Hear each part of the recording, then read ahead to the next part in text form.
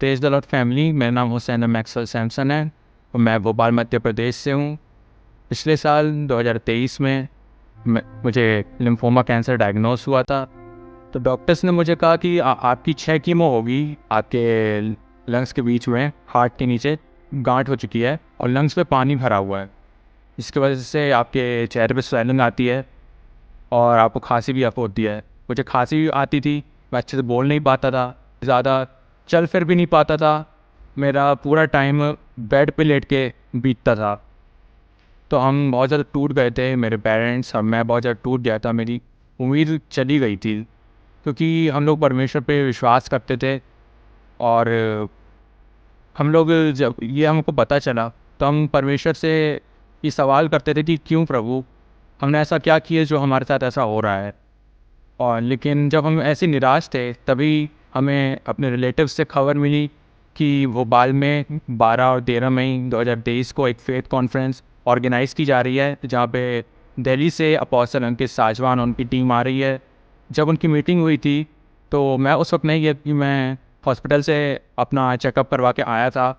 और 12 मई को सिर्फ मेरे मॉम डैडी उस कॉन्फ्रेंस में गए थे। लेकिन जैसे ही अपोस्टल अंकित जब वो आए और जब उन्होंने वचन देना स्टार्ट किया कि हमें 2023 वर्ष पहले ही चंगाई मिल चुकी है, यीशु मसीह ने हमारे लिए कोड़े खाए, उसने कांटों का ताज पहना, वो क्रूस पे गया, उसने हमारे लिए लहू बहाया, जिसके कारण हम चंगे हुए। जो 2023 वर्ष पहले ही हमको चंगाई मिल चुकी है, तो हम और किस बात के लिए प्रार्थना कर रहे हैं, किस चंगाई के लिए प्रार्थना कर रहे हैं?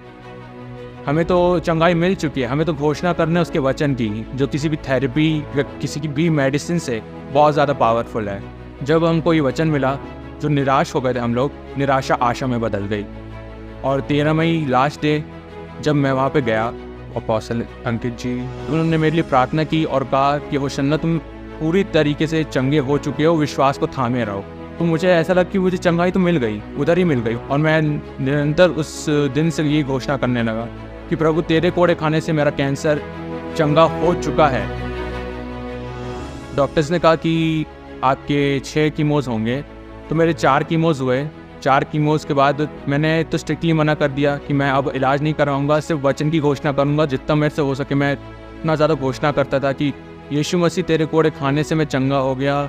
इसके बाद जैसे मैं इस वर्ड की घोषणा करता था, मैं उठ के चलता था, दौड़ता था, अच्छे से बोल पाता था और अपने रोज़मर्रा के काम भी कर पाता था। मुझे खाने पीने में भी बहुत ज़्यादा तकलीफ़ होती थी, वो तकलीफ़ भी होना बंद हो गई।